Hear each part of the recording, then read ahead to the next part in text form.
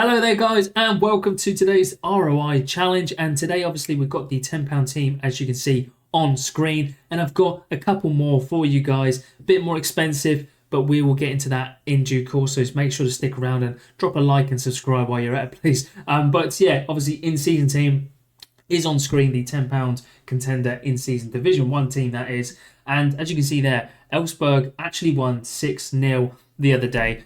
Now, the gutting thing about this is obviously Maurice, as you can see here, my captain, only got me 87 as a captain. Now, I thought personally he was going to put up some really nice AA, potentially even accompanied with some sort of decisive action. And obviously that has not happened, which is, a bit gutting.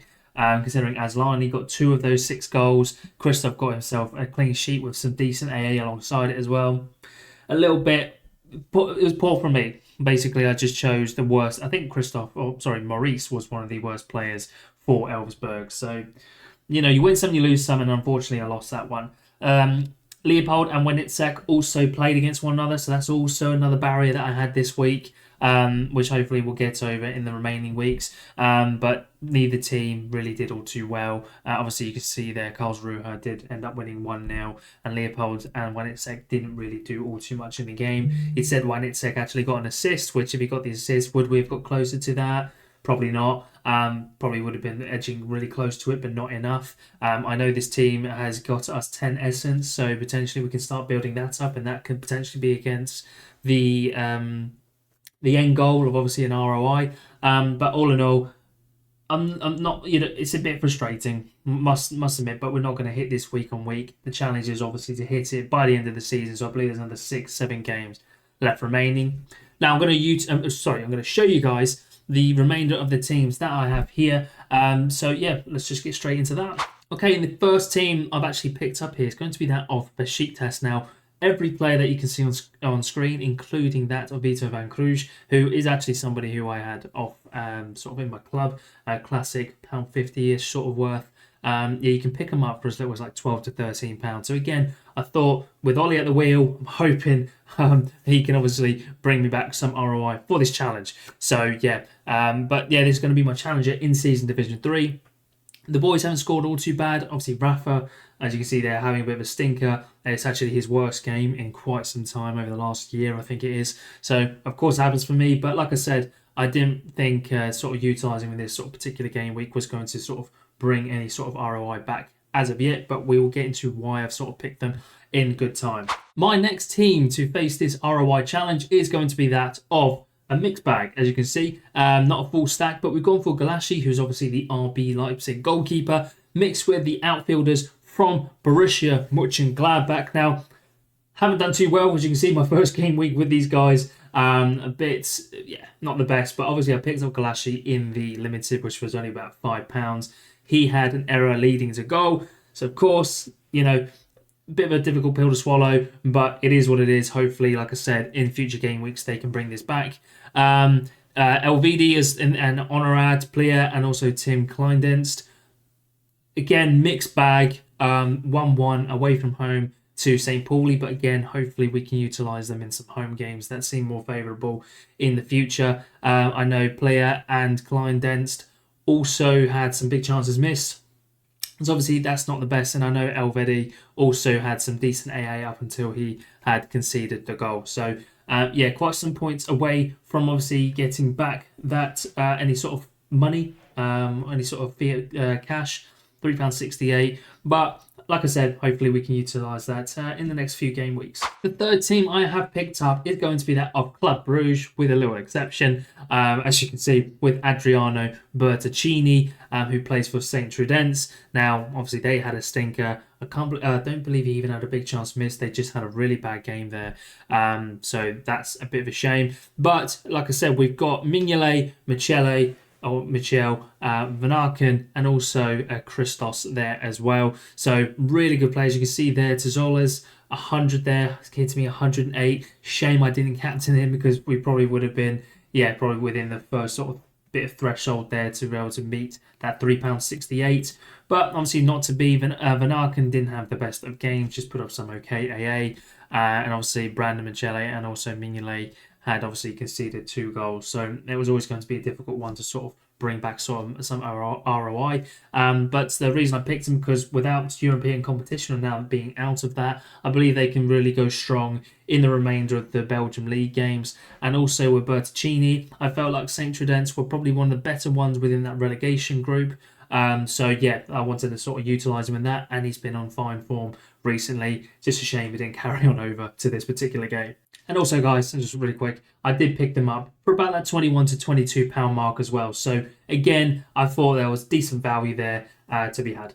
Now the risky one, that is obviously going to be that of Fenerbahce. Now, did win 4-1 against Trabzonspor, which I felt like they were going to win. I didn't really think I was going to get that much sort of utility from them this particular game week, because I thought it would be like a 2-1, something like that. But 4-1's very nice. Szymanski didn't have the best of games. Aiden actually came off the bench, which obviously wasn't ideal because it looks like St. Maximin's back, so a bit iffy there. Livkovic, there is a bit of deliberation between what Jose likes in regards to Livkovic, or also the younger goalkeeper. But basically, guys, the players you see on screen, plus I've got here Akgun, Soyuncu, and also the backup goalkeeper for Fenerbahce. Now, Akgun is the forward or left winger for Galatasaray. So I picked up these sort of players in the Turkish league to sort of really utilise them and hopefully be like, okay, well, Aiden doesn't look like he's going to be playing this week, or Szymanski's not playing the best. I want to play Akgun or Soyuncu in that extra slot instead. And all these guys do come to the most expensive out of the lot so far, which is about £32. So it's a lot of money to sort of try and recuperate. But I am hoping, and I am faithful in it, I guess that's the word, that they can at least give me some sort of ROI back. 100%, 50%, who knows? But I do believe they will bring something back by the end of the season. And we'll just quickly go over why I've sort of chosen these sort of particular teams. And yeah, so basically starting off with Besiktas, they've got some nice games coming up, okay, against Başakşehir. I believe they can do really well against them. Also Hatay as well will be really nice at home. I'm basically looking at those sort of home fixtures now. They've got Demirspor and Rizespor as well, and also Bodrum there. So I think at least 3 or 4 games there where we can really utilise that sort of favourable fixture. And yeah, I just thought it was decent for the price for them all. We then go into Borussia Mönchengladbach, and again, very similar to pretty much all of these, to be honest. They are games that I feel like I can really utilise them in. Now, Freiburg's going to be difficult because I believe they are 7th and 8th, if I remember correctly, or 5th and 6th, something along those lines anyway, and they are next to each other. Dortmund aren't having the best of seasons so far as well, and they are sort of probably really trying to utilise being within the Champions League at the moment. You've also got Holstein Kiel, who I believe are rock bottom at the moment, so that game can go any way. Hoffenheim, again, at home. Hoffenheim are a bit of a mixed bag, but again, near the bottom end of the table. Bayern Munich, obviously he's not going to win that, but Wolfsburg as well at home, again, a mixed bag. So I thought, realistically, like I said, when I picked them all up for about £15, yeah, I just thought it's good sort of value within it, and hopefully there are at least 3, 4, maybe 5 potential fixtures within there that I can utilise them in and hopefully get some sort of ROI and hit those.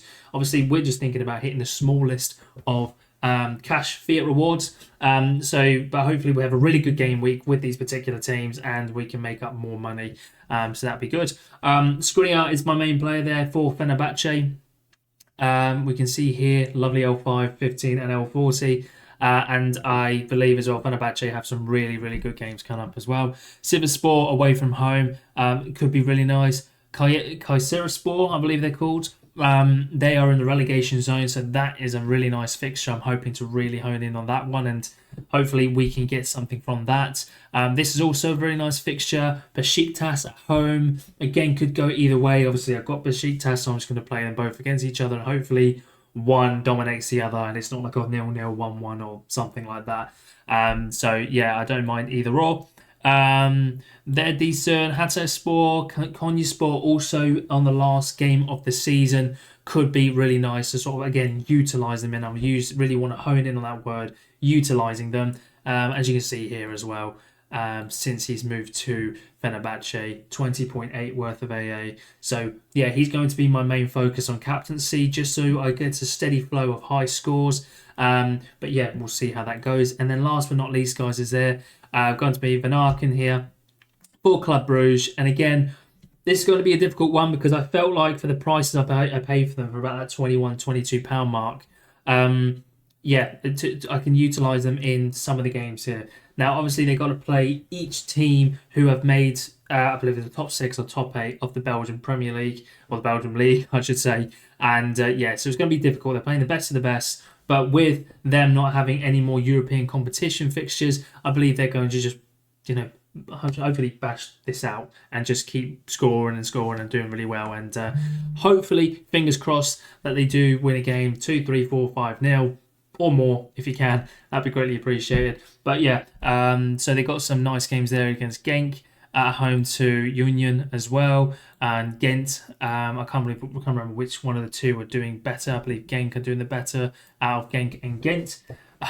But I just want to utilise them in their home fixtures, which obviously they have here against Antwerp as well at the end of the season. So yeah, we'll see with this one. I do actually really like this sort of team, but who knows, guys. But if you did enjoy today's video, remember to hit that subscribe button, like the video, follow us on Twitter on capital Sorare, or Sorare Capital, I should say, and also all around Sorare if you want to see more content and live content as well, to join us every Tuesday and Thursday. But guys, thank you so much for watching, and I'll see you when I see you.